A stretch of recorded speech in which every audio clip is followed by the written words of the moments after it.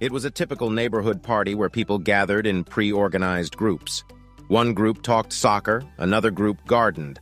Soccer moms sat in the living room, and DIY enthusiasts sat in the dining room. Since I work shifts, I arrived a little after midnight and had a lot of catching up to do. Luckily, I lived in the neighborhood, so I didn't have to worry about drinking and driving. I was making myself a drink in the kitchen when Lee walked in to get more ice.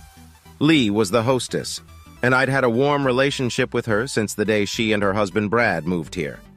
She knew of my interest, but we both realized it was never meant to be, and our relationship had turned into a good-natured, semi-sexual, mutually beneficial relationship. Lee was 3 months pregnant and had that healthy, sexy blush that women have, and to me she had never looked sexier. I can't get over it, baby. 3 months pregnant and still the sexiest woman in town. You look good enough to be eaten. Lee brightened as she looked at me. Thank you, kind sir. All compliments are gratefully received. The doorbell rang, snapping me out of a restless sleep. I glanced at the bedside clock and wondered who could have gotten me out of bed at 9 a.m. on a Sunday morning. I grabbed my robe and walked to the door. I looked out the peephole and saw Lee standing there.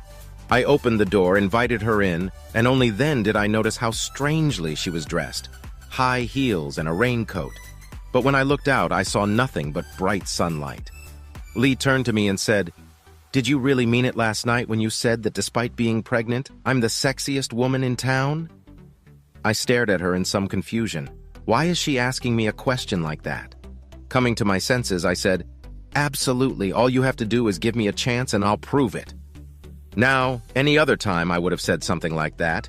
She would have just laughed and called me a big flirt. But this time she surprised the hell out of me. She unzipped her cloak, let it fall to the floor, and appeared naked in front of me. Would you be able to prove it by taking me? Good God, I wished I could someday. I picked her up in my arms and carried her to my bedroom where we spent the next 3 hours doing our best to pleasure each other. She was a tigress in bed, and every time I felt like I'd given everything I had, she managed to get me back on my feet again. We only stopped when it was time for Brad to come home after his golf game. The story Lee told me was that as soon as they were found out she was pregnant, Brad stopped having sex with her, even though the doctor told them it would be okay for the rest of the pregnancy. Brad wouldn't touch her for fear of harming the baby. She was used to having sex daily and had been climbing the walls since Brad left her, but no matter how much she begged and pleaded, he wouldn't sleep with her. The next morning, Lee showed up at my front door just as Brad was getting ready for work. We headed straight to my bedroom, but before we started anything, I had to satisfy my curiosity. "Did Brad hit on you last night?" She smiled. "Yes, he did. In fact, he did it 10 minutes after he got home from his golf game." For the next few months, Lee and I fucked every chance we got. Monday through Friday, she was at my house as soon as Brad left for work. On Saturdays, she would call me if she needed to leave the house to go somewhere, and I would meet her. On Sunday, Brad would play golf, and Lee and I would work on our own holes. Eventually, however, Lee went too far, and we had to stop. She finally decided to give birth to a little girl, and I began counting the days until the doctor would allow her to resume sex. But a cruel disappointment awaited me. A few weeks after the baby was born, Lee came to my house for a cup of coffee. She thanked me for being her friend and for being there for her in her time of need. She told me that if I ever needed anything, to just let her know. I told her that what I needed most was for her to get permission from her doctor so we could resume our sex life. Lee looked at me strangely and said, "We can't start over. Once the doctor says it's okay, Brad will take care of my needs." And so it was.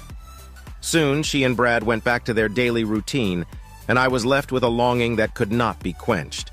I stopped going to neighborhood parties where I might see her, and generally did everything I could to avoid her. One morning, she knocked on my door and invited me to have coffee with her.